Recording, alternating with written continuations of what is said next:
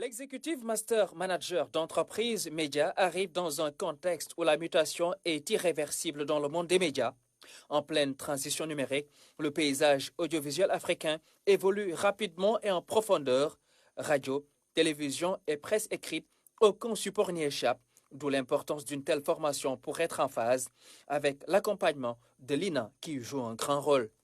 Le digital abolit le temps par sa dématérialisation, la diffusion des contenus et les frontières. Donc fondamentalement, ça rebat complètement les cartes. Et on a notamment accompagné groupes de presse écrite qui, confrontés à la digitalisation, se retrouvaient en face d'un marché concurrentiel où il y avait des acteurs audiovisuels.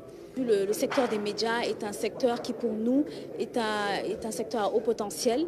Et nous avons constaté que la plupart des entreprises des médias sont dirigées généralement par des journalistes, d'excellents journalistes, mais qui n'ont pas forcément les compétences de manager. Alors, avec l'INA, qui est l'Institut national de l'audiovisuel de France, qui est le premier centre européen aujourd'hui en forme de formation dans les métiers de l'audiovisuel, nous avons travaillé sur un programme adapté à nos économies africaines, mais aussi très axé sur la nouvelle transformation de l'économie des médias. Dans la conception et la mise en œuvre d'une telle stratégie digitale à base de contenu média, l'option adaptation est fondamentale. Mais au Sénégal, le CNRA, l'organe de régulation, et le CEDEPS qui regroupe les éditeurs de presse veillent sur l'éducation du format et le respect de l'orthodoxie journalistique. Vous l'avez vu, beaucoup d'entreprises de presse aujourd'hui sont contrôlées par des lobbies. Et ça, c'est parce que les entreprises de presse, disons professionnelles, perdent de plus en plus de terrain.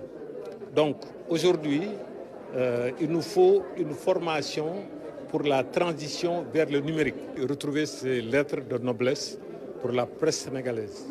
Aujourd'hui, il faut le reconnaître, la presse sénégalaise est dans le trou. Les contenus doivent être étudiés de manière, disons, plus rapprochée, avec plus d'attention. Parce que vous savez que nos pays sont très jeunes, sont devenus plus jeunes. La moyenne d'âge au Sénégal et en Afrique est de 19 ans. En Afrique, 52,1% ont moins de 20 ans. Donc les responsabilités des gens qui ont les médias, qui font les contenus, sont énormes. Et quand c'est le cas, puisque les médias sont très puissants, il faut mettre la formation à ce niveau-là. Il faut que les responsabilités soient au niveau de la puissance de nos médias.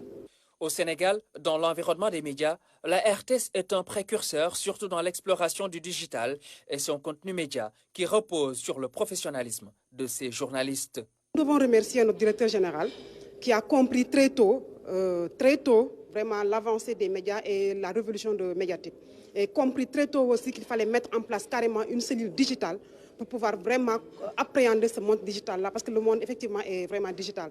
Grâce aussi à notre directeur général qui est un peu en avance par rapport à beaucoup de choses. Il nous a beaucoup aidés et là vraiment nous comprenons, nous apprenons. Et vous avez raison, hein, la RTS peut être même à la limite un précurseur, peut être même un modèle pour les autres structures de l'audiovisuel parce que nous avons compris très tôt et nous avons appréhendé. Et nous avons aussi mis le capital humain qu'il fallait pour arriver à des résultats vraiment que tout le monde peut voir. Nous sommes dans le secteur public et que nous n'avons pas droit à l'erreur. Nous n'avons pas le droit de jouer avec l'information. Nos agents sont formés et très bien formés, ce qui fait que ça, personne, je pense, sur le plan national, ne peut nous reprocher carrément ce professionnalisme-là. L'exécutif master manager d'entreprise média va démarrer donc en septembre 2023 et la durée de la formation se fera toujours sur 12 mois, dont un week-end par mois.